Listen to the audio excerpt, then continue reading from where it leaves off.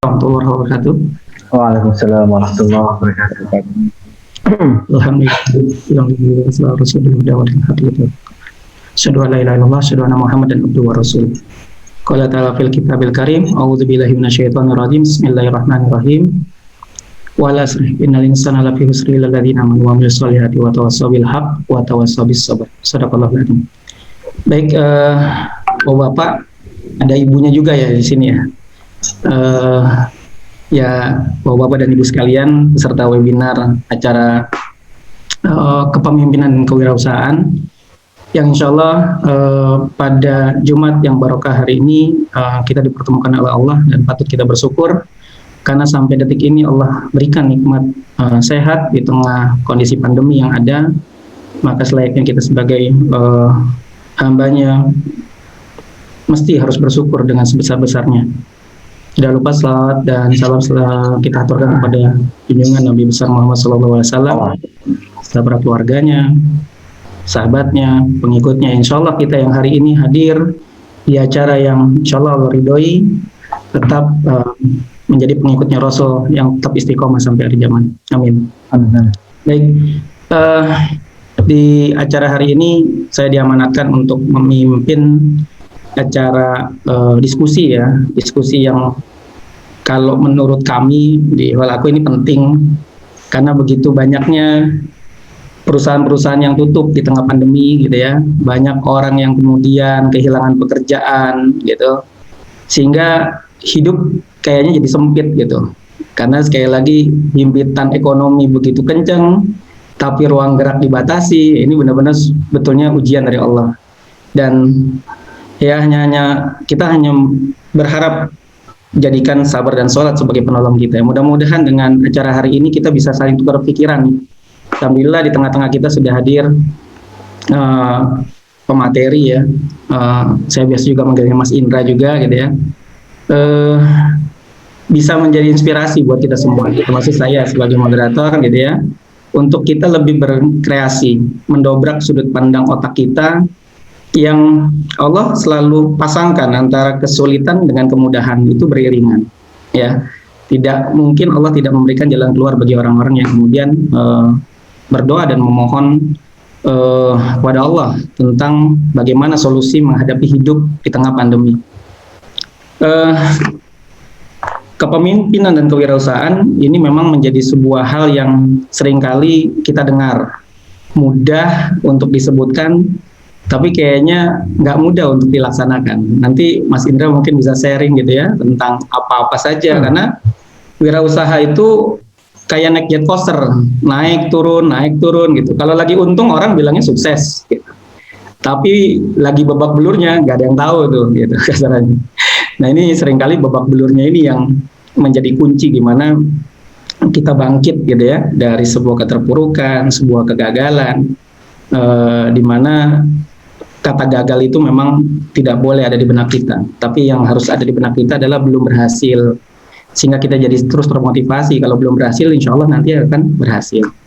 Baik, sebelum kita mulai, saya ingin membacakan terlebih dahulu profil yang saya dapatkan tentang pemateri kita pada siang hari ini.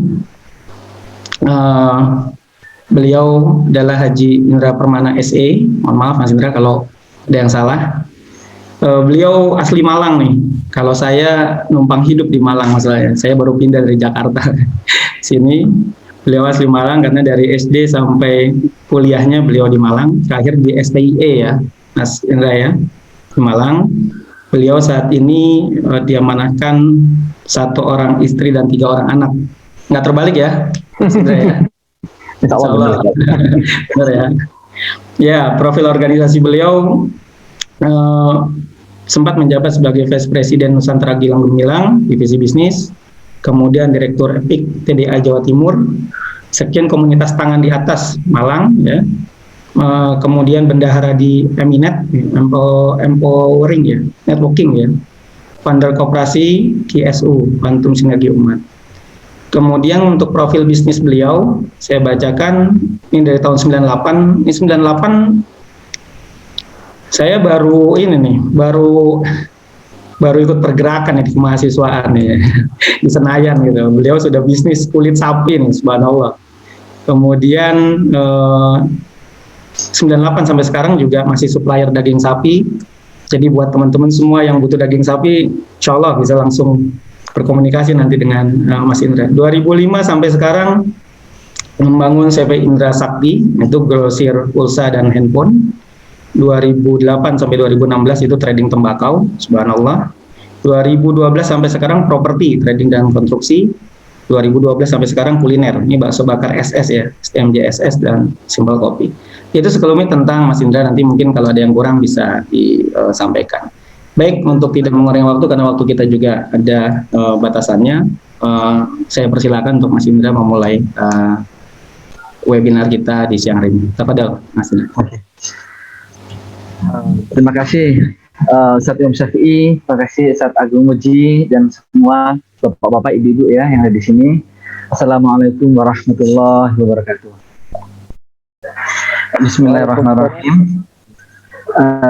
Jadi gini, mungkin nanti formatnya kita banyakin di ranah tanya jawab aja, Ustadz Agung ya. Kita banyak tanya jawab. Nanti saya akan sedikit memberikan hal mengenai kepemimpinan dan kewirausahaan secara slide ya, secara PowerPoint. Ini mohon maaf, PowerPoint-nya ini apakah sudah nyampe ke sana semua? Bisa dilihat ya? Sudah bisa. Oke. Okay. Jadi gini ya, wira swasta atau wirausaha dengan kepemimpinan itu ibaratnya adalah suami istri. Kepemimpinan adalah suaminya, kewirausahaan adalah istrinya. Kalau memang kita ingin membangun suatu perusahaan atau organisasi bisnis, maka itu kedua-duanya ini mutlak dibutuhkan. Bisnis wajib, kita sebagai pebisnis wajib mempunyai leadership. Begitu juga karakteristik kewirausahaan. Karena banyak sekali ya teman-teman kita, saudara-saudara kita itu merasa itu bisnis, padahal masih berdagang. Nah, kalau berdagang kita tidak perlu adanya leadership. Tapi karena kalau kita punya mindset korporasi atau mindset organisasi bisnis, maka wajib ada dua ini, kepemimpinan dan kewirausahaan. Makanya jarang sekali terjadi orang-orang yang mindsetnya hanya berdagang tapi mempunyai suatu korporasi bisnis. Itu jarang, kalau saya lihat itu jarang terjadi. Nah, rata-rata korporasi bisnis itu pasti ada karakteristik leadership ownernya yang bagus. Makanya leadership bagus itu sangat berkolerasi dengan wirausaha yang bagus. Jadi seperti itu ya. Nah, gimana sih supaya kita itu mempunyai karakteristik leadership dan wirausaha yang bagus? Ini ada 5 hal yang harus kita miliki ya dalam kreativitas dan inovasi. Yaitu yang pertama adalah berpikir secara terbuka.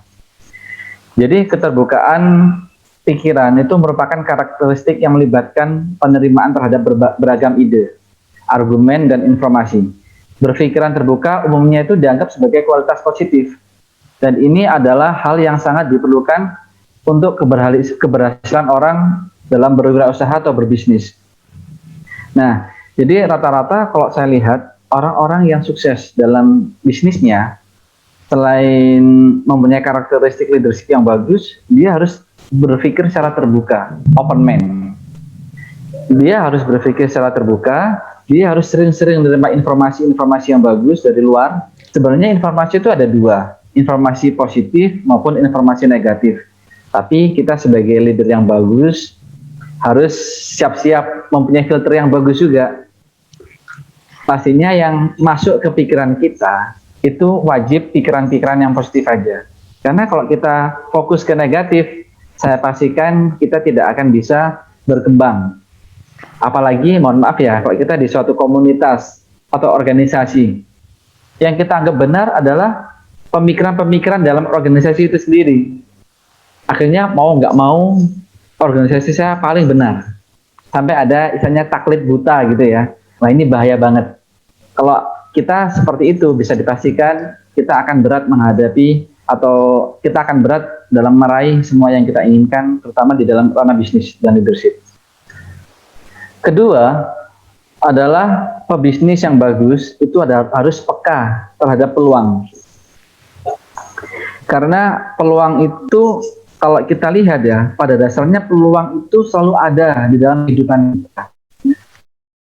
Tanpa menyadari, peluang itu ada di sekitar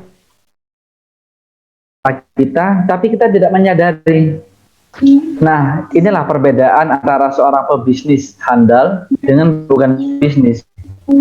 Jadi bisnis handal itu pasti karakteristiknya menemukan peluang-peluang yang ada. Ini contoh kasus ini ya. Contoh kasus ini kan kita sekarang lagi krisis nih Pak. Krisis ekonomi, krisis sosial, dan lain-lain. Ternyata di saat kita krisis ini banyak sekali para pebisnis ini yang justru makin bertumbuh bisnisnya. Saya mempunyai seorang teman Pak ya. Saya mempunyai seorang teman itu sama-sama kuliner dengan saya ini, sama-sama kuliner. Nah, di saat dulu dia tuh pemain kuliner ayam geprek gitu. Nah, setahun terakhir ini kan kita tahu ya, pandemi ini luar biasa menghantam sendi-sendi kehidupan. Salah satunya ngefek ke ayam gepreknya dia. Yang tadinya tuh sehari omset 10 juta, ini nggak nyampe 500.000.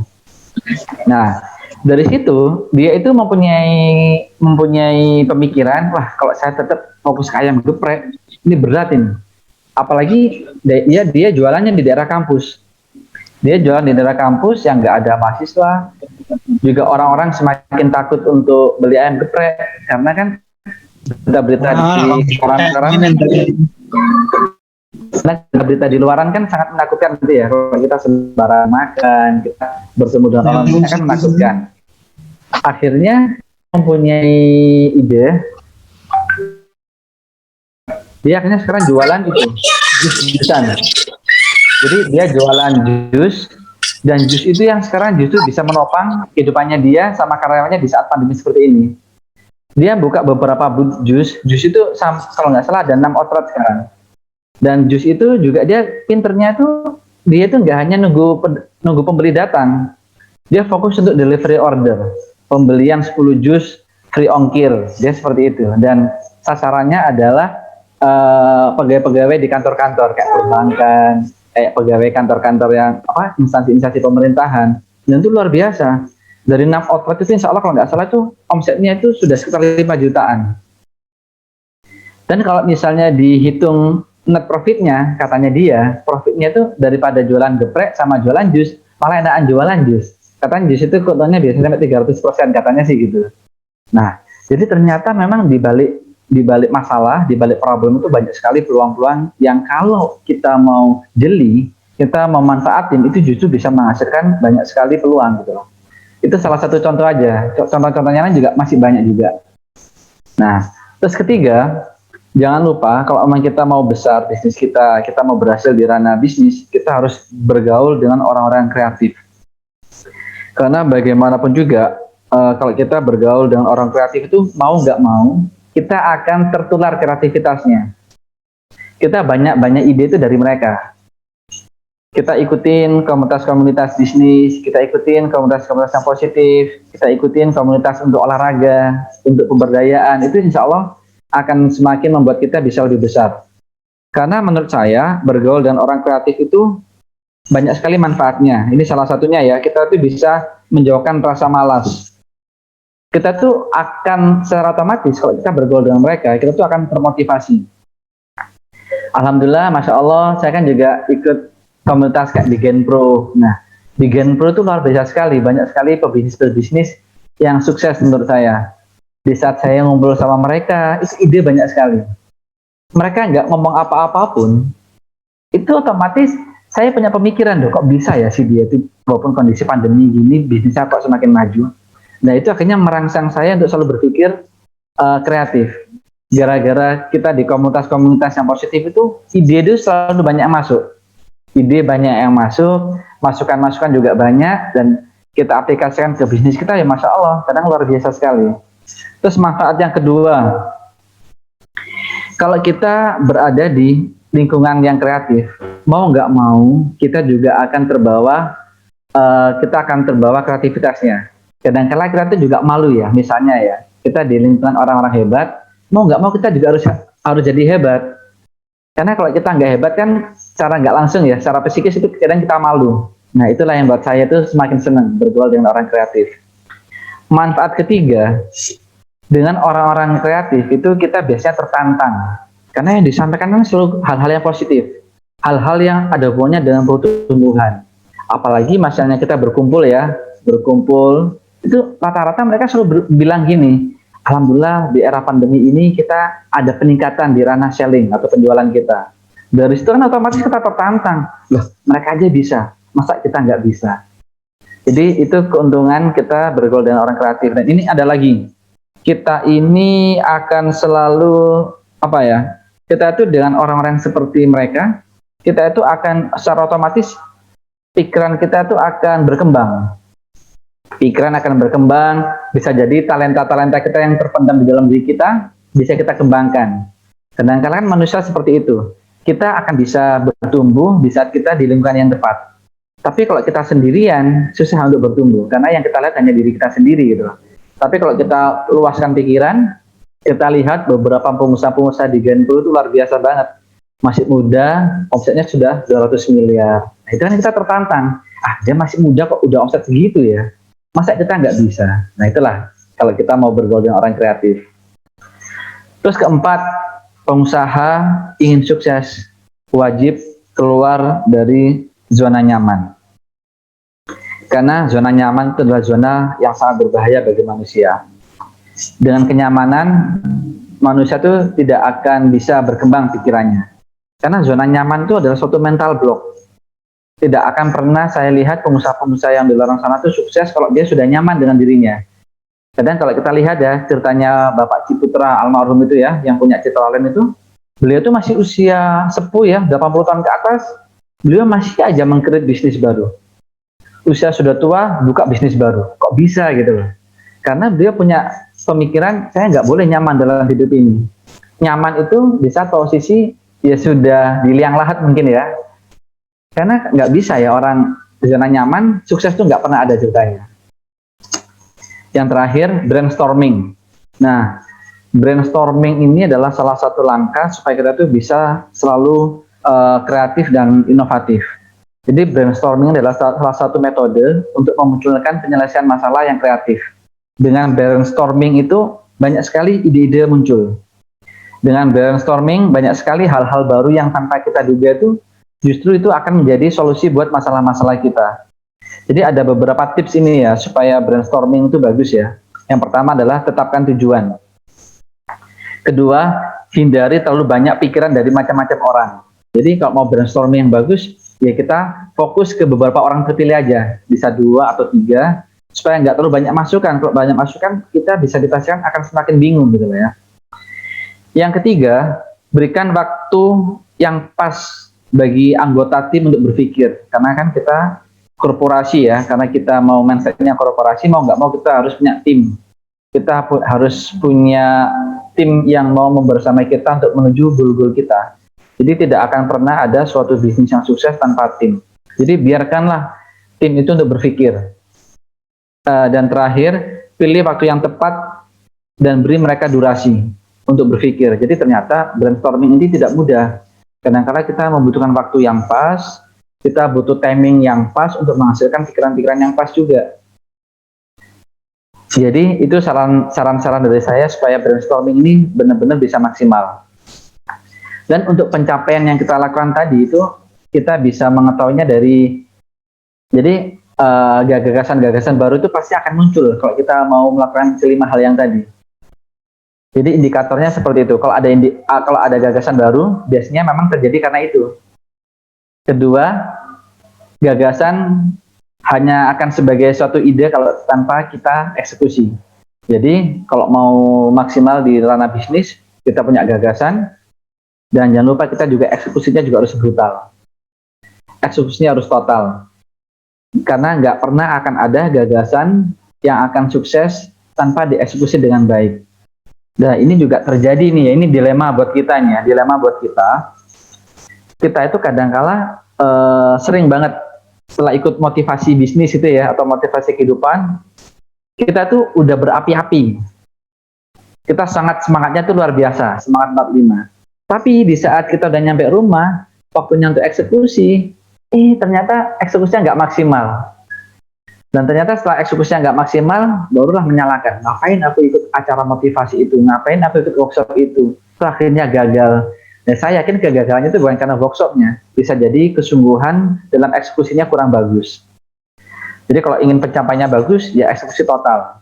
Kalau istilahnya, kalau kita mempunyai keinginan atau ambisi bintang 5, tindakan juga harus bintang 5. Kalau kita ingin besar, tindakan pun juga harus besar.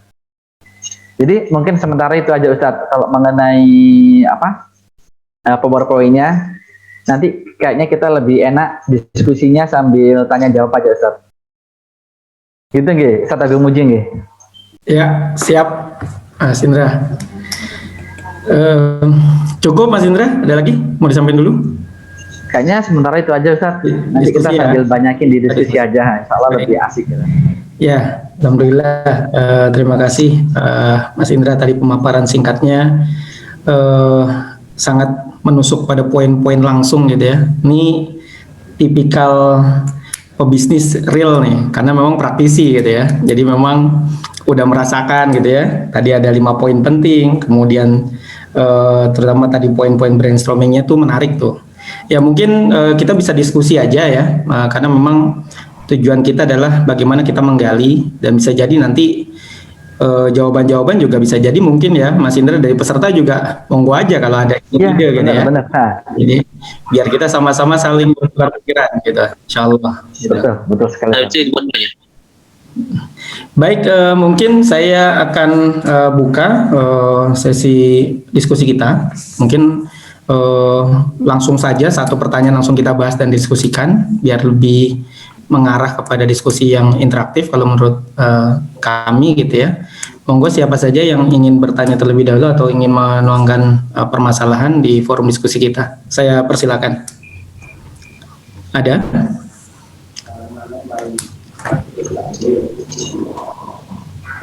Silakan sebutkan nama dan ajukan pertanyaannya. Saya Pak.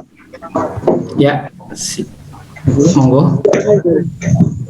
Nama saya Anwarul Musaidin. Ingin bertanya. Ya. Tadi kan disebutkan Mas Indra kan tidak hanya memiliki satu bisnis, kan ada beberapa bisnis tadi. Ya cuma kalau pertama kita tahu kan kayaknya cuma bakso bakar tok. Tapi ternyata kan banyak tadi. Nah, yang saya tanyakan di sini untuk menghandle yang cabang-cabangnya itu seperti apa? Kemudian kalau ada saudara kami itu disuruh keluarga-keluarganya, jadi toko satu keluarga dipegang sama adiknya, toko dua kakaknya, apa gimana gitu. Kalau di Mas Indra sendiri bagaimana? Apakah seperti itu atau ada karyawan khusus, manajernya atau bagaimana? Yang dipercaya atau bagaimana? Terima kasih. Ya, terima kasih Ustaz Anwar. Monggo Mas Indra langsung jawab ya. Oh nggih. Ya, terima kasih Ustaz Anwar. Jadi memang gini Ustaz Anwar.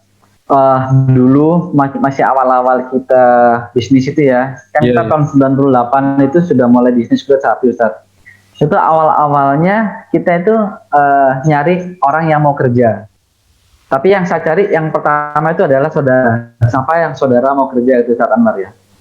Nah, pengalaman saya Ustaz, ini ngapunten mohon maaf ya, ini kalau ada yang kurang paham dengan saya. Kalau sekarang ini, saya itu justru malah menghindari keluarga. Untuk saya ajak, atau saya kasih amanah untuk memimpin beberapa bisnis kami.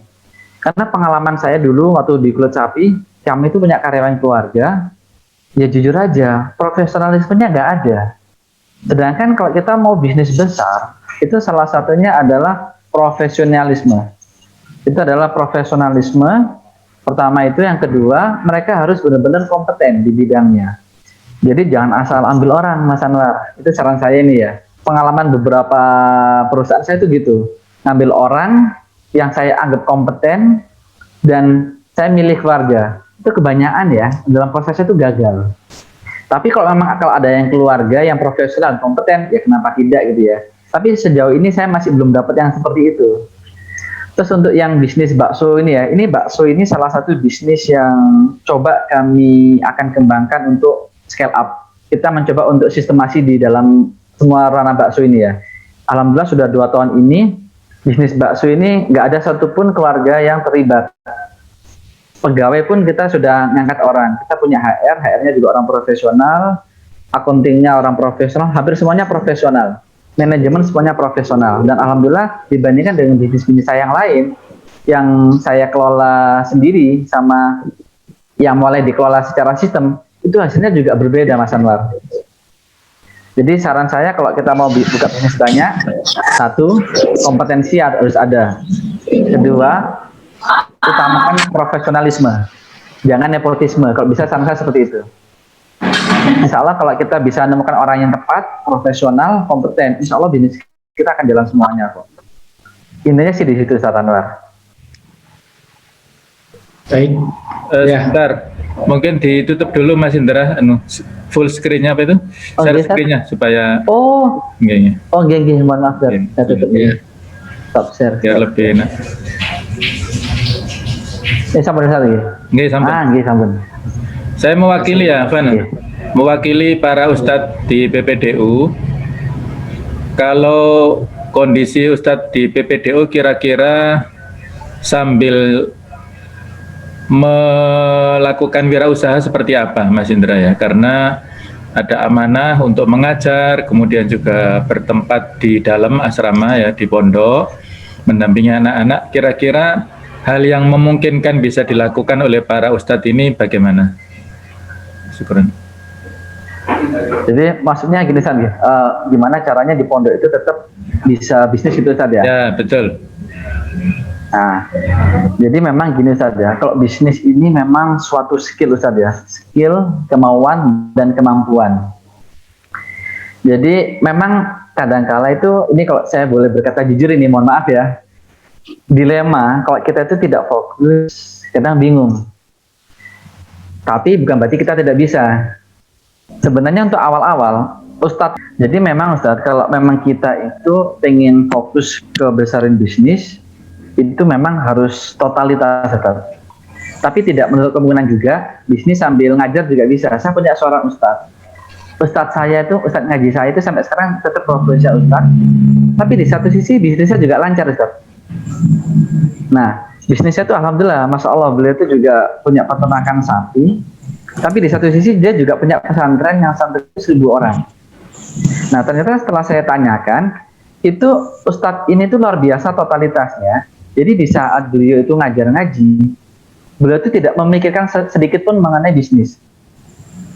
Jadi tapi bisa dia bisnis, dia fokus total. Dan ternyata salah satu hal yang membuat dia bisa begitu, dia punya tim yang hebat Ustadz. Jadi pesantrennya beliau itu tetap dikelola secara profesional juga. Dia punya ustadz, jadi para ustadz-ustadznya itu memang orang yang paham di ranah organisasi. Jadi ada ustadznya itu yang ngelola keuangan full, ada ustadznya itu yang ngelola tentang kajian-kajian. Tapi di satu sisi bisnisnya pun juga begitu. Beliau punya orang yang handle bisnis itu orang yang tepat juga. Ada yang bagian nyari sapi, itu orang yang fokus cari sapi. Nah, drivernya adalah ustadz saya. Dan alhamdulillah, Masya Allah, sampai hari ini bisnisnya jalan. Malah beliau juga bisa mengembangkan bisnis rotinya juga. Punya peternakan, beliau juga supplier daging sapi, dia juga punya bisnis roti. Tapi di satu sisi, pesantrennya juga luar biasa bagus. Jadi memang di sini harus ada pembagian tugas. Dan harus konsisten. Jadi gitu Ustaz. Ya jadi nggak menutup kemungkinan ya Mas Indra ya, seorang ustadz yang sibuk mengajar nggak bisa berbisnis. Karena memang bisnis ini tentang manajemen nyali ya, manajemen keberanian sebetulnya. Berani ngambil resiko. Jadi ya ingin menambahkan Mas Indra, berdasarkan pengalaman saya, bahwa kalau amanahnya mau bertambah ya jam tidurnya yang berkurang. Poinnya itu sebetulnya. Betul sekali, sepakat. Ya. Jadi jangan amanahnya bertambah tapi jam tidurnya tetap, ya pasti ada yang terzolimi nanti amanah-amanah yang lain gitu. Jadi makin beriringan bertambahnya amanah kita ya jam tidur kita yang harus kita kurangi gitu. Ya, jadi insya Allah kalau nanti ingin sharing seperti apa dan bagaimana secara teknis, ya mungkin bisa diskusi lebih lanjut untuk pertanyaannya Ustadz Imam Safi tadi. Ya ini Ustaz, ada tambahan sedikit lagi yang menarik ya. Tadi Ustaz kan membicarakan mengenai tidurnya ya. Ini Ustaz kami ini luar biasa Ustaz. Beliau itu bangunnya itu selalu jam 3. Bukan jam 3, jam 3 itu sudah ke RPH, pemotongan hewan. Dan itu memang otomatis kan jam 3 pagi dia sudah bangun. Terus anehnya lagi, setiap malam itu dia ngajar Al-Quran sampai jam 10 malam. Bisa dibayangkan kayaknya tidurnya sehari cuma 4 sampai 3 atau 4 jam aja gitu loh. Dan itu udah continue, udah berapa puluh tahun. Dan Masya Allah kesehatannya juga luar biasa, bisnisnya juga luar biasa. Bener antum Ustaz Agung? Insya Allah ya, manjada wajadah. Siapa yang bersungguh-sungguh kan gitu ya, Insya Allah akan menghasilkan apa yang dia tuju. Baik, ini ada titipan pertanyaan, Afwan, Ustadz Indra. Silakan. Kalau dalam struktur usaha itu kan ada struktur modal dan hutang gitu. Ya. Nah, buat orang yang belum berpengalaman, ya baik pengalaman usaha atau pengalaman modal, ini langkah mana dulu nih yang harus ditempuh nih, gitu. Kadang memang buat pelaku-pelaku bisnis tadi kan ada disampaikan oleh Mas Indra, kalau dalam kiat praktis itu ya jangan cuma gagasan, tapi harus langsung dieksekusi kan gitu ya. Sama kayak filosofi orang belajar berenang. Kalau teori-teori doang berenang, tapi nggak nyemplung ke kolam, ya nggak renang-renang sebetulnya kan gitu. Monggo mungkin Mas Indra ada pengalaman dari pertanyaan ini. Silakan. Modal dan hutang ya. Saya terus terang bisnis awal-awal kami itu kalau modal ya, tapi modalnya modal nekat saya dulu Ustaz. Modal nekat dan modal dengkul. Karena bagi saya kalau kita terpaku pada modal uang, berarti pikiran atau mindset kita masih belum siap untuk jadi seorang pebisnis. Nah, ini modal, ini saya sedikit contoh ya, modal grosir pulsa saya ya. Jadi saya itu dulu membuka grosir pulsa, ya alhamdulillah waktu itu ya, tahun 2008 itu pernah omset itu rata-rata per bulan di atas 25M. Dan itu kita tuh dimodelin orang, Ustaz. Kan di sini juga ada nih Ustaz Subhan ini. Ustaz Subhan ini juga guru saya nih. Dia kan juga memahami bisnis pulsa. Nah, pulsa itu dulu kami itu modal orang tuh orang deposit ke kami. Untuk supplier kita tuh juga diutangin, Ustaz. Ternyata modal uang itu bukan suatu hal yang sangat penting dalam memulai bisnis. Yang penting modal nekat, kita punya kemauan, kita punya ide atau gagasan, eksekusi aja langsung. Nanti on the way gitu ya, sambil berjalan, itu pasti kita akan menemukan hal-hal baru. Dan otomatis kalau bisnis itu fokus utamanya ke uang, ngapain bisnis gitu loh. Kan kita kan bisnis kan mencetak uang atau meng-create money gitu ya. Ya kita tuh jangan punya pemikiran, aku harus punya uang dulu untuk bisnis. Jangan. Aku nggak punya uang, makanya saya berbisnis supaya bisa menciptakan uang. Nah, suatu saat semakin kita besar, kita punya tahapan yang, misalnya tahapan kita sudah mulai besar ya, kita membutuhkan permodalan yang besar, yang nggak harus utang. Kita masih bisa pakai patungan atau syirkah atau model investor. Itu kayaknya lebih aman untuk saat ini. Jadi seperti itu Ustaz Agung. Ya, hutang kalau bisa jangan. Tapi kalau kita kerjasama, it's okay, gitu aja. Saran saya seperti itu. Ya, makasih Mas Indra. Ya, jadi saya sepaham ya bahwa berangkat dari bisnis itu sebenarnya utamanya ide. Ya, betul. Percayalah antum semua bahwa banyak orang yang punya uang hari ini bingung mau dikemanain. Betul sekali. Ya. Karena dia juga nggak mau terjebak pada loss, nggak mau kemudian uang yang dia tabung jadi hilang. Tapi dia juga bingung mau ngapain. Nah, kalau antum semua punya ide-ide liar, tadi disampaikan ide-ide mendobrak, ide-ide sudut pandang yang berbeda, insya Allah nanti akan Allah pertemukan tuh, ya, antara orang yang punya ide dengan orang yang punya modal. Nah, itu yang biasanya kalau saya menyebutnya orang-orang beruntung, antara kesempatan, gitu ya, dengan peluang, dengan kemampuan kita tuh ketemu, gitu. Tapi yang nggak enak adalah kalau kita nggak menyiapkan diri, gitu ya, tentang ide, tentang konsep. Tiba-tiba ada yang seliweran datang ke tempat antum semua, nih saya punya uang, kira-kira mau diapain ya? Nah, akhirnya kita nggak siap tuh. Makanya sebetulnya memulai bisnis adalah siapkan ide, siapkan mimpi, siapkan konsep. Nanti insya Allah uangnya nyamperin tuh dengan doa-doa kita yang Allah hantarkan kepada diri kita, insya Allah. Gitu. Ya, jadi jangan nunggu uangnya dulu. Saya sepakat. Uang insya Allah yang bekerja buat kita, bukan kita bekerja buat uang. Gitu. Ya.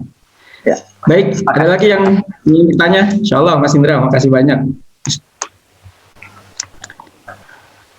Ada lagi yang mau? Ada yang angkat diskusi? tangan tadi. Oh, yang angkat tangan. Siapa Ustaz? Ini banyak banget di monitor ini. Silakan disampaikan, disebutkan namanya siapa dan pertanyaannya monggo. Sudah.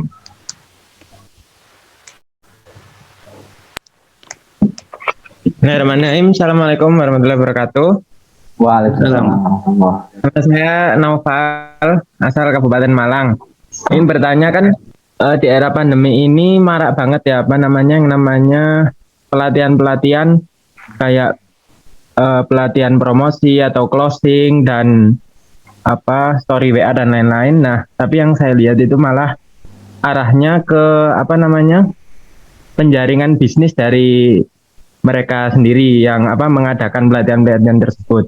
Nah, kira-kira untuk semisal nih untuk orang yang nggak punya pengalaman, kalau ikut ke sana itu apakah ketahanan dan persentase keberhasilannya itu lebih besar ketimbang memulai usaha sendiri, apalagi yang di bidang-bidang seperti kuliner sekarang kan untuk memulai sangat sulit lah untuk menjajaki pasar yang sudah berbeda dari sebelum era pandemi. Kira-kira seperti apa?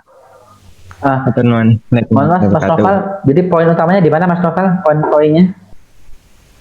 Jadi antara opsi ikut dari pelatihan-pelatihan yang tujuannya atau intinya adalah dengan bimbingan akan dibimbing hingga sukses dengan ikut mereka, atau startup sendiri dengan ide-ide yang kita gagas sendiri tapi belum jelas kepastiannya kira-kira arah dan persentase keberhasilannya seberapa, seperti itu. Nah, gitu, oke Mas Novel. Jadi pertanyaannya Mas Novel ini menurut saya ini berat ini, karena saya bukan Tuhan ini Mas Novel, bukan Gusti Allah gitu ya. Ngapunten Mas Novel ya. Jadi kalau kita pengen mengetahui ya seberapa besarnya peluang untuk keberhasilan pelatihan apakah bisnis sendiri, itu kita tidak akan pernah bisa menjawab selain orang yang bersangkutan.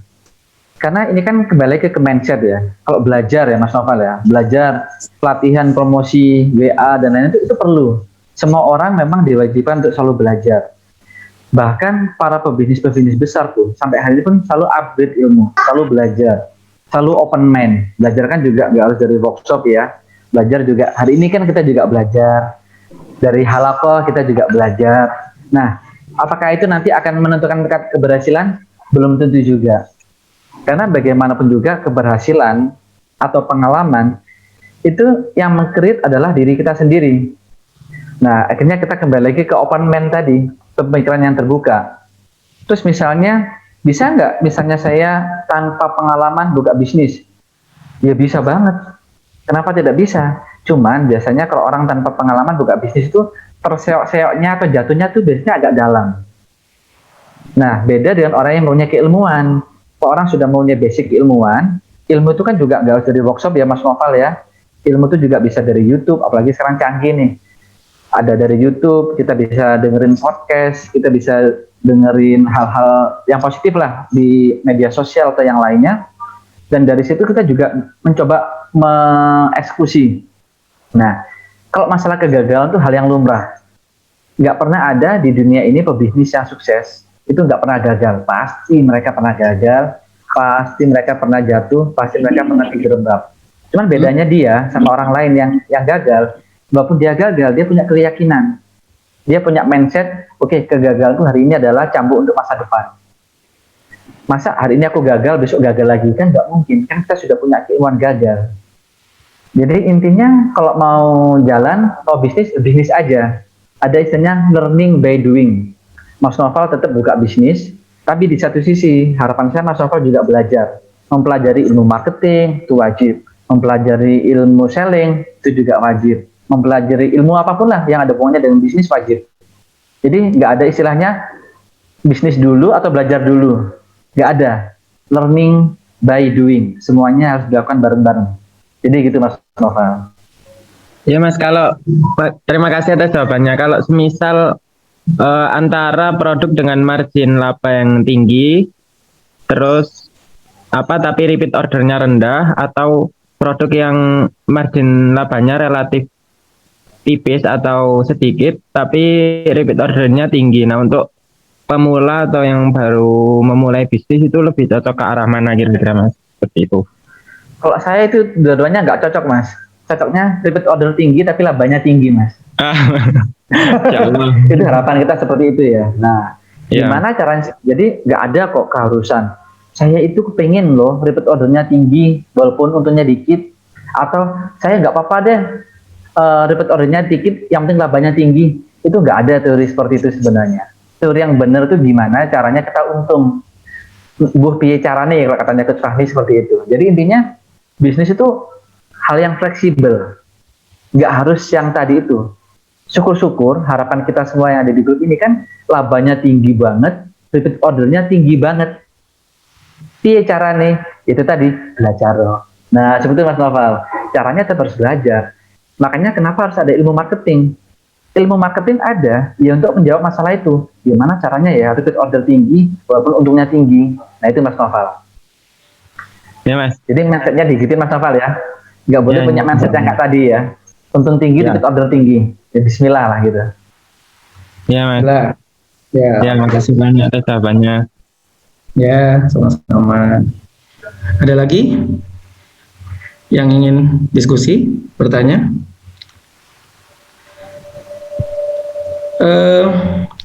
Ada beberapa hal yang sepanjang saya berjalan gitu ya.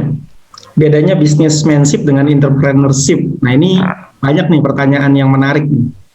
Jadi kalau bicara businessmanship, dan mungkin tambahan lah, tadi agak tertarik dengan pertanyaan Mas Noval sebetulnya. Businessmanship itu kalau orang sudah jatuh, dia nggak bisa bangun lagi tuh. Itu biasanya rata-rata pebisnis tuh. Tapi kalau entrepreneur, dia siap bangkit dari keterpurukan, dari kegagalan.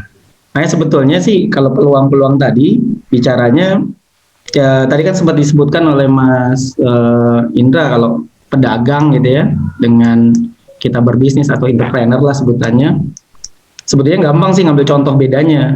Kalau dulu kita sekolah di SMA atau di SMP, kita ngelihat ada pedagang jual gorengan, gitu kasarannya. Yang sekarang saya udah punya anak disekolahkan di tempat yang sama masih jual gorengan, itu namanya pedagang, gitu.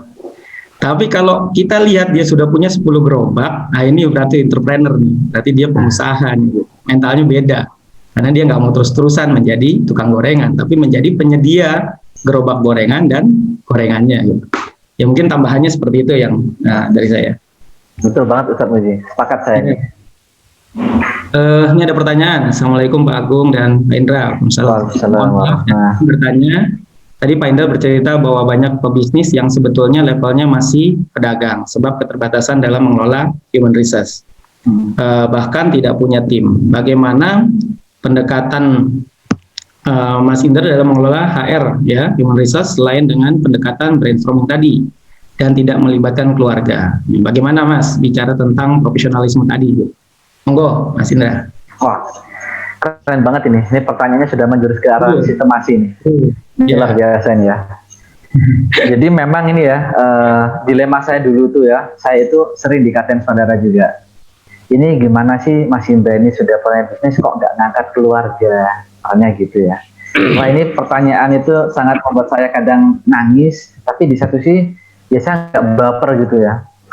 Jadi memang pada dasarnya saya itu sadar banget, sadar betul, insya Allah kita semuanya juga sama. Bisnis kalau kita kelolanya tidak profesional, bisa dipastikan bisnis itu akan berjalan di tempat, bahkan bisa jadi mati gitu. Itu kita sadari semuanya, semua orang menyadari. Nah, gimana cara bisnis kita itu bagus? Memang langkah awalnya itu adalah human resources sistemnya itu harus bagus juga. Satu perusahaan itu bisa dikatakan bagus, 30%-nya itu dipengaruhi oleh palang pintunya, yaitu yang namanya HR. Karena HR itu kan yang menerima orang, uji kompetensi orang, jadi nggak sembarangan gitu loh. Halo, suara saya jelas ya? Ya jelas Mas Indra. Oh ya, tanya kok ada putus di sini. Mohon maaf ya. Jadi HR sistem itu sangat diperlukan sekali bagi pebisnis atau korporasi yang mau besar. Tidak akan pernah ada bisnis yang besar itu kalau HR-nya biasa-biasa saja. Makanya salah satu strategi saya, tim saya itu saya sekolahin di Genpro Platinum. Itu Masya Allah, Platinum itu juga expert banget untuk, Genpro Platinum itu expert banget untuk meng-create orang-orang hebat. Nah, di HR system itu kita memang diajari gimana cara rekrutmen, gimana cara remunerasi, gimana caranya kompetensi tim. Dan akhirnya kesimpulannya apa? Ya kalau mau besar, ya harus belajar. Dan belajar itu nggak boleh sendirian, bawa tim kita untuk belajar bareng-bareng. Karena tidak akan pernah ada bisnis yang besar tanpa tim yang hebat juga. Sehebat-hebatnya owner, kalau dia sendirian, akan kembali jadi pedagang biasa, nggak akan jadi entrepreneur, katanya Ustadz Agung Muji tadi. Jadi HR itu kalau kita sudah punya keilmuan HR, ya udah eksekusi aja sesuai dengan hal yang sudah ada gitu. Kalau kita harus menerima keluarga, ya pastikan keluarga kita orangnya kompeten. No baper, kita mau besar loh. Kalau ada apa-apa dengan tim kita yang lain atau ada apa-apa dengan bisnis kita, siapa yang rugi? Ya kita nantinya. Jadi itu dilemanya antara keluarga dengan profesionalisme. Gitu ya, Sat.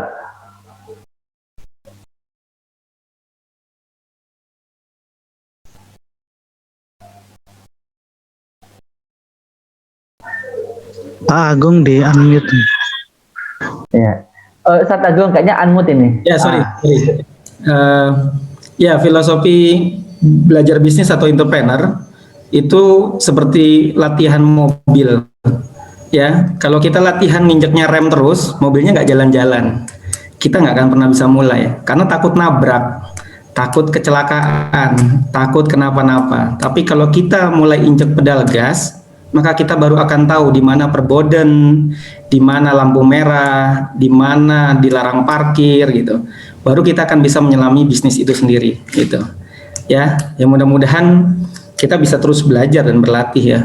Dulu almarhum bapak saya mengatakan, kalau bisa dalam hidup kamu sehari punya teman satu yang baru, maka dalam sebulan kamu akan punya teman 30 orang baru. Dalam setahun kamu akan punya teman 360 orang yang baru. Masa orang sebanyak itu tidak ada yang bermanfaat buat hidupmu kelak gitu. Ini penting kita bersilaturahmi, ini penting untuk kita saling bergaul. Bahkan dakwah itu mengajak, bukan memaksa. Cara dagang seperti Rasulullah zaman dulu gitu ya, karena sifatnya mengajak bukan memaksa. Mudah-mudahan dengan akhlak yang baik, karena kita juga belajar bagaimana mengaji, akhlak yang baik, insya Allah orang-orang jadi trust. Jadi kalau bahasanya Mas Indra, harus trust nih. Kalau jadi pemimpin tuh harus trust, mendelegasikan kepada orang-orang yang profesional tadi. Kita harus percaya. Bahkan pengalaman saya di Human Resource HR gitu ya, saya lebih senang merekrut orang-orang yang gagal. Kenapa? Karena dari gagalnya mereka, saya nggak perlu merasakan gagalnya dia. Pada saat saya merasakan saya punya ide begini, pasti tim saya akan mengatakan, Pak, itu gagalnya saya yang dulu, jangan dilakukan. Nah, inilah pentingnya bagaimana kita berpikir positif dan terbuka tadi, bahwa belajar dari orang gagal saja kita bisa mendapatkan manfaat. Ya, jadi jangan kapok dengan orang gagal. Wah, punya 1000 gagal, bagus. Artinya kan kita nggak perlu ngerasain 1000 kali gagal gitu. Ya, mudah-mudahan kita jadi punya ide-ide lain untuk keluar dari kegagalannya tim kita itu gitu. Baik, ada lagi yang ingin bertanya atau diskusi? Tafadhal.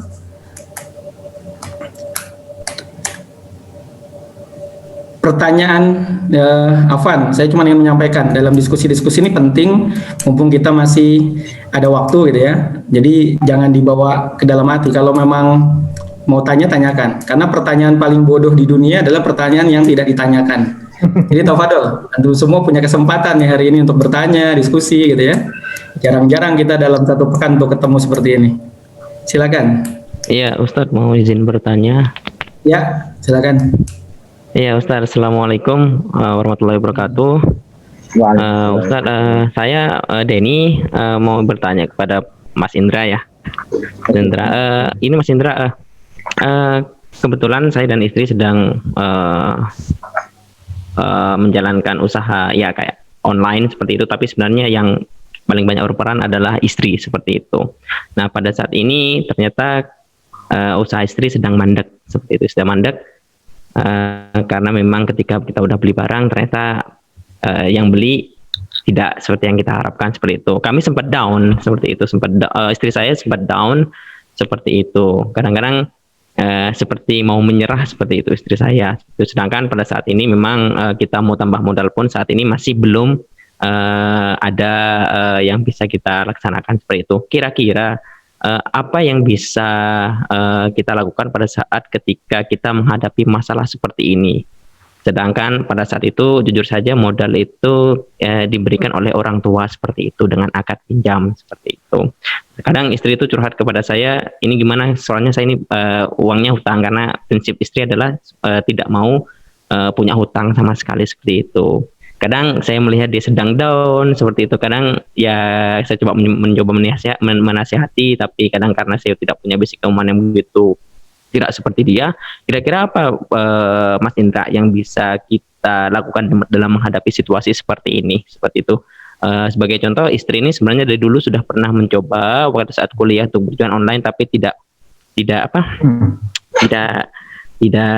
difokuskan, tapi sekarang sudah mulai fokus karena memang untuk mengisi kesibukan di rumah seperti itu. Jadi pertanyaan intinya adalah bagaimana cara kita menghadapi ketika pada saat sesuatu yang kita harapkan ternyata sama Allah sabar dulu nih, tapi kadang-kadang kita nggak tahu menanggapinya seperti apa dalam berbisnis. Seperti itu Pak Indra, mohon saran dan mungkin ada masukan seperti itu. Oke, mantap ini Ustadz Denny nih, luar biasa nih ya. Jadi gini ya Mas Denny ya, sama ini kan memang banyak sekali ini saat ini teman-teman kita di awal-awal berbisnis pun mungkin mengalami hal yang sama. Saya pun juga dulunya seperti itu. Nah, jadi tadi masalahnya kan kita udah mencoba ini bisnis online di bidang pakaian gitu ya, Mas ini ya. Pakaian syar'i. Tapi kenapa kok tidak sesuai harapan? Tadi berapa lama bisnisnya nih? Ini sudah hampir masuk 1 tahun, mungkin mau masuk 1 tahun, insya Allah 1 tahun. Nah, jadi gini, ini ada saran saya nih, Mas Denny ya. Jadi memang Mas Denny, bisnis itu kadangkala tidak semudah yang kita bayangkan. Tapi saat kita sudah menemukan jalan, insya Allah kita tenang, bahagia gitu loh. Nah, ternyata menemukan jalan ini kadang-kala juga butuh proses, butuh pembimbing, butuh keilmuan juga. Sesuai dengan yang disampaikan Ustadz Agung tadi, bisnis itu ibaratnya nyetir mobil. Anggap aja kita tuh belum punya SIM ya, kita juga belum punya skill mobil, tapi kita pengen nyetir mobil. Bisa nggak nyetir sendiri langsung? Bisa, tapi resikonya juga besar. Kita bisa nabrak. Resiko nggak hanya untuk kita sendiri, tapi juga untuk orang lain. Kalau nabrak orang lain kan yang celaka, mohon maaf ya, kan orang lain juga. Sama bisnis juga seperti itu. Nah, saran saya, Mas Denny ini harus mempelajari keilmuan tentang bisnis, terutama bisnis online, karena nggak akan pernah bisnis itu yang nggak ada pembelinya gitu, pasti ada lah. Dong orang jual ini ya, saya tuh kadang heran juga ya kalau di online itu ya, orang jual tusuk gigi gitu, ada juga yang beli, karena saya lihat reviewnya ya, di Lazada itu ya, yang beli tusuk gigi itu sampai puluhan ribu orang. Padahal tusuk gigi di sekitarnya masih banyak, kenapa kan harus online gitu loh. Nah, kalau online, ya silakan pelajari Mas Denny itu tentang online. Facebook, IG, itu keilmuannya luar biasa banyak di situ. Kedua, cari bisnis-bisnis itu yang memang segmen pasarnya sudah jelas. Bisa jadi, kenapa kok online-nya Mas Denny ini kok tidak sesuai harapan? Bisa jadi nggak sesuai target marketnya. Nah, itu juga harus butuh riset. Riset itu gimana? Sekali lagi ada keilmuannya juga, nggak asal riset. Nah, itu memang bisnis itu uniknya di situ. Pertama, kita pasti mengalami hal yang susah. Saat kita sudah menemukan polanya, menemukan jalannya, insya Allah kita nyaman gitu. Nah, kalau menurut saya ya, dengan waktu 1 tahun ini seharusnya Mas Denny sudah menemukan pola-polanya, sudah menemukan segmen pasarnya, sudah menemukan cara-caranya gitu Mas Denny. Jadi nyoba Mas Denny tetap semangat, pasti ada jalan kok. Setahun itu sebenarnya tuh cukup waktu untuk belajar Mas Denny. Jadi saran saya dengan setahun ini jangan tiba-tiba pivot ke bisnis yang lain. Coba nanti malam direnungi, ya kenapa bisnis kita kok masih belum jalan? Bisnis ya bicara kayak online itu kan memang harus nyari apa ya? Nyari pola yang itu. Bisa jadi di situ masih belum pas untuk datanya. saat ini. Insya Allah pasti bisa kok. Bisnis syariat ini luar biasa. Saya punya teman, ini mungkin yang namanya itu Aulia Fashion. Nah, yang punya itu namanya Pak Suserno, itu teman saya luar biasa. Beliau bisnis ini tuh sudah sekitar 15 tahunan. Nah, selama proses 3 tahun sampai 10 tahun pertama itu beliau itu sulit gitu loh. Kalau cerita ke saya itu sampai luar biasa, sampai gimana, hampir putus asa gitu loh. Pas di tahun ke-15 ini beliau itu luar biasa. Omsetnya itu sebulan tuh udah di atas M lah yang punya ya, di atas 10. Syar'i dan pasarnya besar banget. Asal kita caranya. Nah, orang bisnis ini juga paham lah kayak Google Ads dan lain-lain itu juga. Ustadz Subhan ini luar biasa sekali. Ya mungkin bisa konsultasi ke beliau, Mas Denny. Insya Allah Ustadz Subhan juga ada di sini. Ya, itu saran dari saya. Baik, terima kasih. Teknis bahas jawabannya nanti. Ya, baik, terima kasih Mas Indra atas sarannya. Insya Allah saya sampaikan. Sama-sama Mas Denny. Semangat Mas Denny, insya Allah Allah mudahkan nanti urusan. Amin. Ya. Baik, ada lagi yang ingin bertanya? Ingin share masalah bisnisnya yang saat ini digeluti, mungkin bisa sama-sama kita sekira.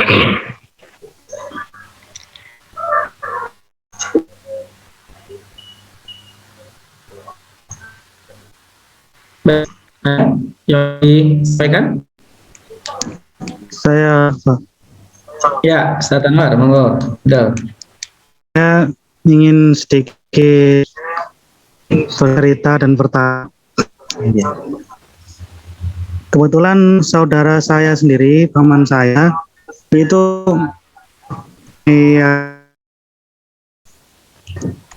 ya pedagang gitu, tapi dibilang pebisnis ya hampir-hampir mirip, soalnya semakin tahun ya semakin besar gitu.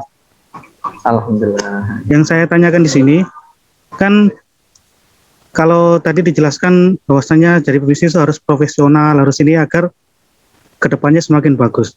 Nah, yang di sini tapi paman saya ini dibilang profesional itu masih sangat jauh dari profesional, karena pengelolaannya itu cuma cukup mandiri keluarga aja. Jadi yang megang ini keluarga, semuanya keluarga. Akan tetapi yang bikin sukses itu, maksudnya bikin berhasil itu adalah menerapkan syariat Islamnya. Maksudnya kayak dari untungnya itu benar-benar dihitung, zakatnya berapa itu. Nah, itu kalau menurut saya kayaknya itu yang menjadikan bisnis beliau ini bisa sukses. Bahkan saya dulu aja pas itu, kalau nggak salah SD kelas 6 itu cuma kecil. Nah, sekarang itu akan istilahnya lumayan lah cepatnya. Nah, sedangkan tadi Mas Indra kan jelaskan bahwasanya harus profesional, apalagi seumpama profesional, jadinya kan mungkin bisa lebih bagus lagi. Apakah yang saya tanyakan di sini dalam bisnis Mas Indra itu, apakah juga menerapkan sesuai dengan syariat atau sedekahnya bagaimana? Kan itu juga sebagai penunjang. Nah, itu gimana, apakah dengan itu pengaruh hal-hal tersebut terhadap kesuksesan bisnis itu seperti apa? Apakah pengaruhnya sangat besar atau ya memang seperti biasa aja? Tadi keluarga saya kan profesional aja bisa lumayan lah, apalagi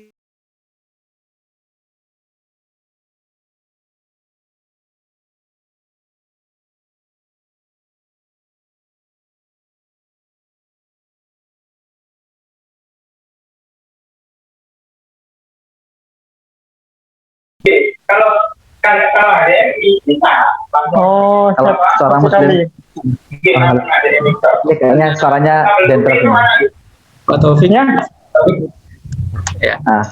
Oke. Nah, jadi gini Ustaz Anwar, ya, kita sebagai umat Islam ya, itu zakat itu adalah satu kewajiban. Ya.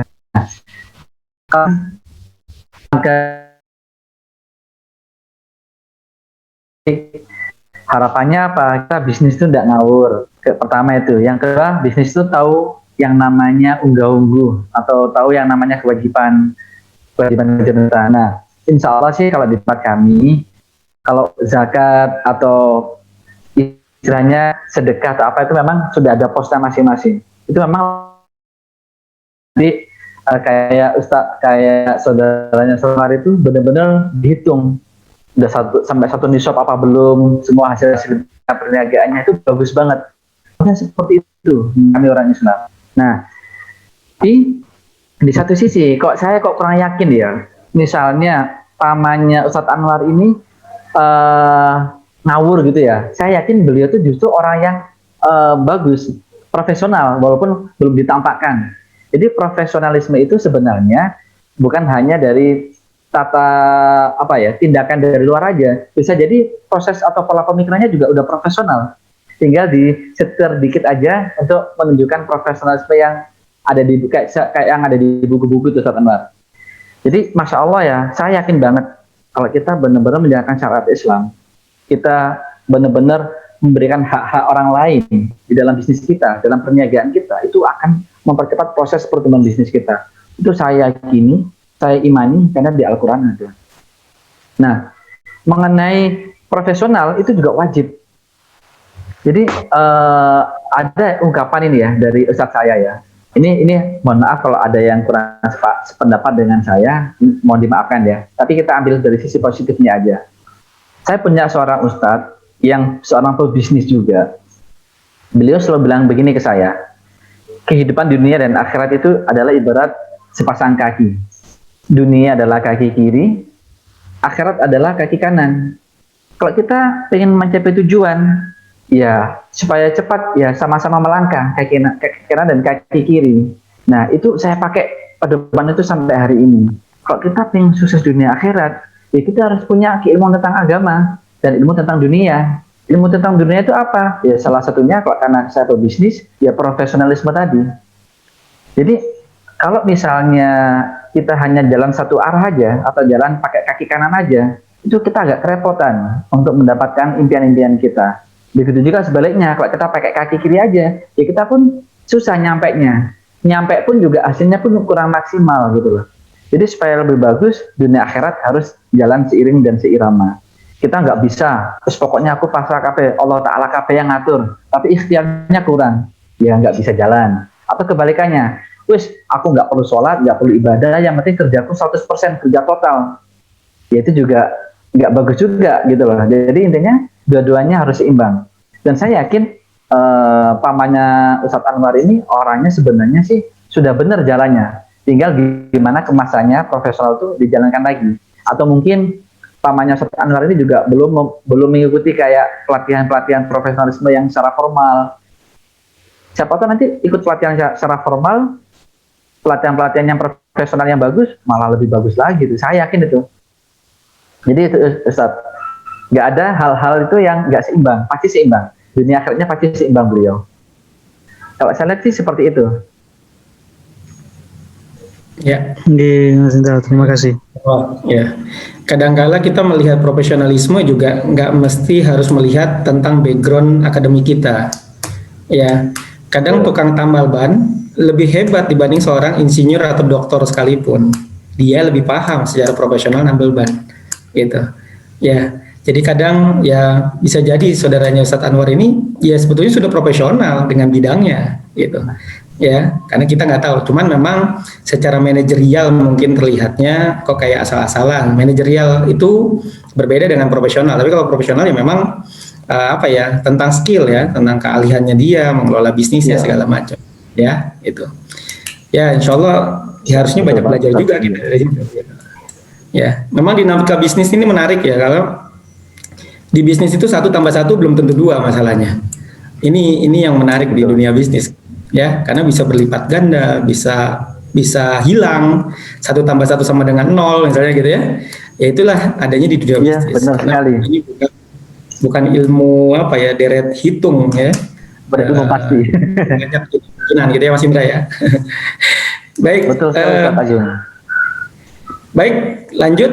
Waktu kita tinggal 15 menit lagi diskusi kita. Siapa yang ingin bertanya dan berdiskusi, saya persilakan. Masih ada? Itu di chat dari Ustadz Faisal itu. Ustadz Faisal, bentar Ustadz.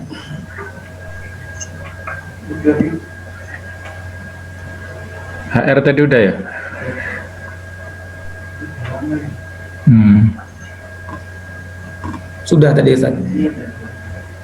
Ya. Ini ada nih dari Mas Denny ya kalau nggak salah ya. Assalamualaikum Pak Agung dan Mbak Indra, mohon di-share bagaimana menanggapi kepercayaan diri untuk memulai usaha di mana background keluarga adalah pegawai negeri. Wah, ini pegawai negeri. Karena tidak jarang mindset keluarga untuk menjadi pegawai demikian gitu ya. Jadi bagaimana memulai ini? Karena memang backgroundnya PNS gitu. Ya, Fadol, Mas Indra. Oke, Mas Denny, ini mindset ya, gimana cara supaya kita tuh percaya diri ya. Ada beberapa contoh kasus Mas Denny ya, di beberapa teman saya, mungkin juga orang tua saya. Orang tua saya tuh backgroundnya itu malah kakek saya, nenek saya tuh petani, buruh tani malah ya. Buruh tani, dan alhamdulillah bapak saya bisa menjadi seorang pengusaha gitu loh. Jadi sebenarnya siapapun kita anaknya siapa itu sebenarnya tidak akan pengaruh secara signifikan ke cita-cita kita gitu loh. Nah, sesuai yang saya sampaikan tadi di awal, kalau kita mempunyai seorang keluarga dari pegawai negeri, terus kita kepingin punya bisnis, ya belajar berbisnis. Intinya di situ, mindset seorang pebisnis. Supaya lebih powerful, kita nggak harus belajar bisnis, tapi kita juga harus bergaul dengan mereka. Kita nimbrung dengan mereka, kita ikut komunitas mereka. Itu justru akan lebih cepat untuk menumbuhkan mindset bisnis kita, Mas Denny. Jadi kalau kita mau jadi apa, itu sesuai dengan hadis Nabi ya. Kalau kita pengen wangi, ya bergaulah dengan penjual minyak wangi. Kalau kita mau, misalnya kalau kita bergaul dengan tukang pandai besi, ya bau kita akan jadi seperti pandai besi. Sama. Jadi kalau misalnya Denny ini pengen bisnis, pengen punya mindset bisnis, sering-seringlah bergaulah dengan para pebisnis. Syukur-syukur mempunyai seorang guru, atau seorang coach, atau seorang ustadz, bahasa Arabnya, yang mau membimbing kita. Dan guru pun juga kita harus milih ya. Banyak sekali guru itu di luaran sana juga belum tentu cocok dengan yang kita inginkan. Jadi cari guru bisnis, cari lingkungan yang selalu ngomongin tentang bisnis. Ketiga, mindset kita pun juga harus pas bisnis, dan kita harus punya keyakinan bahwa yang kita lakukan insya Allah benar. Kita harus yakin. Karena kalau kita semuanya sudah punya ya, punya mentor bisnis, punya komunitas bisnis, tapi pikiran kita nggak yakin, saya yakin nggak bakalan bisa bisnis. Bisnis sesuai dengan yang disampaikan Ustadz Agung, itu bukan 1 tambah 1 2, bukan. Bisa jadi 1 tambah 1 75, atau 1 tambah 2 0. Semua pebisnis pasti ngalamin. Ini pengalaman saya setahun yang kemarin, saya sempat rugi karena saya join bisnis sama teman ya. Hitung-hitungan kertas saya, modal itu akan kembali sekitar 3 bulan atau 4 bulan. Ya, lain lah. Ini yang saya mainkan ini sekitar ya angkanya ratusan lah ya, ratusan juta. Tapi qadarullah itu nggak nyampe 1 bulan habis. Terus kita mau nyalain siapa gitu lah. Nah, tapi untunglah saya itu di sini punya teman-teman yang luar biasa, komunitas bisnis, yang justru dari mereka itu saya banyak belajar. Oh, minimal belajar, saya tuh dimotivasi sama tim. Biasa lah bro, bisnis rugi itu hal biasa. Kalau nggak mau rugi jangan bisnis. Masa maunya untung aja. Nah, itu salah satu yang buat saya tuh seneng kalau bergaul sama para pebisnis. Kedua, saya punya guru. Pak, saya punya masalah seperti ini. Karena guru saya tuh orang punya pengalaman. Guru saya itu sudah expertnya luar biasa. Minimal kita curhat ke beliau, kita tuh nggak salah langkah lagi. Nah, dari situlah kami banyak belajar. Dan yang ketiga, mindset. Pokoknya saya nggak akan putus asa. Oke lah, 1 tahun ini kita rugi, tapi saya yakin bulan depan untung. Yakin untung, karena saya sudah punya keilmuan, saya sudah punya komunitas, dan satu lagi, doa saya nggak pernah putus ke Allah. Ikhtiar saya nggak pernah putus, tahajud saya nggak pernah putus, sedekah nggak pernah putus, duha nggak pernah putus, bismillah, biidznillah, insya Allah Allah mengizinkan. Udah, itu aja kok saya. Jadi gitu Mas Denny, semangat Mas Denny. Walaupun backgroundnya apapun, insya Allah no problem. Ya. Gimana Ustaz Agung? Ya, subhanallah Mas Indra. Ya, kalau bicara pertanyaan tentang PNS, ibu saya PNS, kakak saya PNS, adik saya PNS. Saya tengah-tengah doang yang enggak gitu. Dan dulu saya dikatakan, kenapa kok nggak mau jadi PNS? Karena tadi ada kalimat yang Mas Indra sampaikan di poin keempat, keluar dari zona nyaman gitu. Karena saya melihat bahwa PNS itu zona nyaman kalau menurut saya gitu ya. Kenapa? Karena apalagi dengan pandemi sekarang, yang paling aman adalah ya PNS nih, mohon maaf kalau di sini ada PNS, karena walaupun WFA ya gajinya tetap tidak berkurang gitu. Tapi buat kami pebisnis ya ini bertarung di rumah, di luar, ada resiko segala macam. Jadi sempat ada diskusi di keluarga kami gitu ya. Ini sekedar sharing saja. Pilihannya dengan adanya pandemi, bagusnya kita di rumah gitu. Karena kalau keluar 50% terjangkit. Jadi lebih baik amanlah di rumah, menggunakan resource yang ada di rumah. Tapi kemudian pas lihat di luar, banyak orang-orang kemudian pada bergentayangan di luar nih. Waktu saya iseng-iseng tanya, kenapa nggak takut dengan pandemi? Pak, saya di dalam rumah ya mati juga. Tapi kalau di luar ada potensi saya bisa hidup dengan mencari maisa. Nah ini kan sudut pandang yang berbeda dengan zona nyaman tadi gitu. Nah inilah memang yang menariknya bahwa kita dituntut ya kreativitas, bagaimana kemudian kita berusaha. Tapi insya Allah apapun pilihan kita, apakah itu PNS maupun kita pengusaha, insya Allah kalau niatnya memang karena Allah, ya Allah akan berkahi itu insya Allah. Ya teman-teman yang ada di sini percaya banyak di luar sana yang PNS juga ngiri sama pengusaha, pengennya dia berusaha gitu karena jam kerjanya mereka yang tentukan gitu. Satu sisi ya istilah rumput tetangga lebih hijau gitu istilahnya kan gitu ya. Tapi kalau buat kami pas lagi drop-dropnya kayaknya enak nih jadi PNS nih, udah diam-diam aja dapat gaji gitu kan. Tapi ini pilihan hidup sekali lagi ya, memang ya, sekali lagi kembali kepada diri kita masing-masing ya. Tujuan apa yang kita mau capai di hidup ini. Kalau memang tujuan kita akhirat, ya insya Allah dengan apapun kita jadi apa, insya Allah ya akhirat yang akan kita dapat, insya Allah gitu. Semangat terus, nggak boleh menyerah. Itu udah rumus bakunya pengusaha ya. Jam tidurnya juga harus berkurang ya Mas Indra ya. Betul, saya tidur 4 jam sehari cuma. Ya benar. Ya insya Allah gitu. Dan inilah ladang-ladang amal kita insya Allah sebagai pebisnis. Karena yang dipikirkan banyak orang. Betul. Gitu. Betul. Ya, kalau pegawai kan biasanya mikirin kapan tanggal gajian. Kalau kita biasanya kalau gajian, tanggal mau gajian bingung tuh, ini duit dari mana buat gajian kan. Iya. Tapi itu menariknya hidup gitu.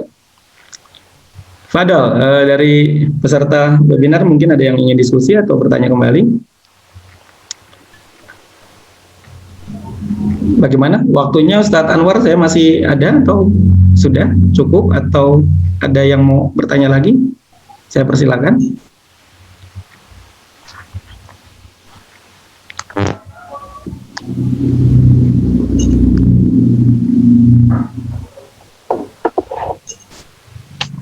Ustadz Imam Safi, ada yang mau disampaikan?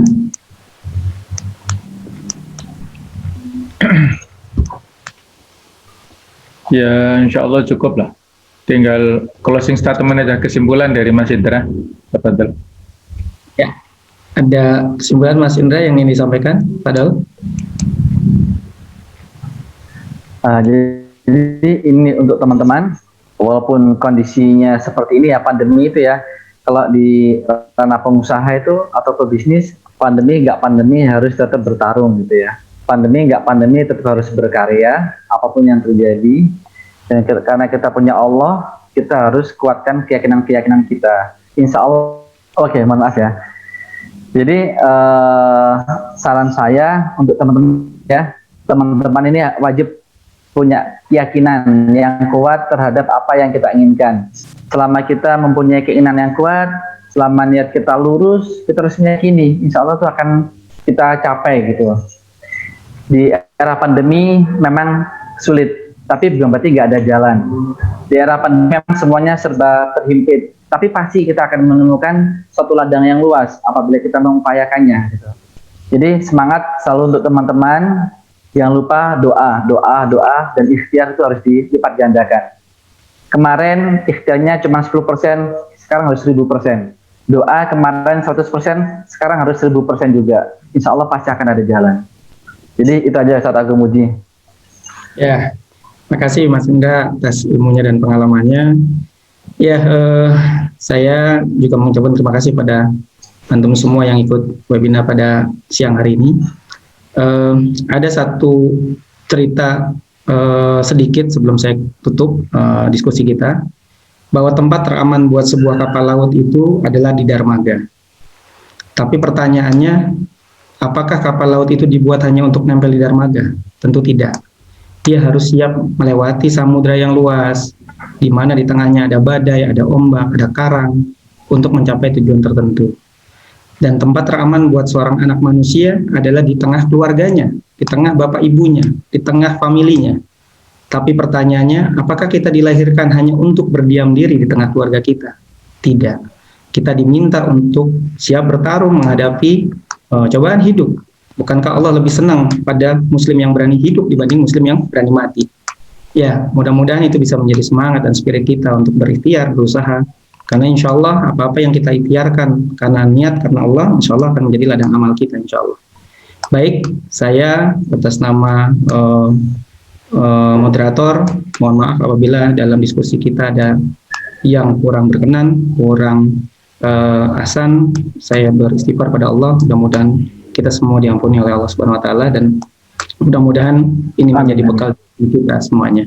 Terima kasih. Saya kembalikan ke Ustaz Anwar. Saya tutup. Assalamualaikum warahmatullahi wabarakatuh. Waalaikumsalam warahmatullahi wabarakatuh. Waalaikumsalam.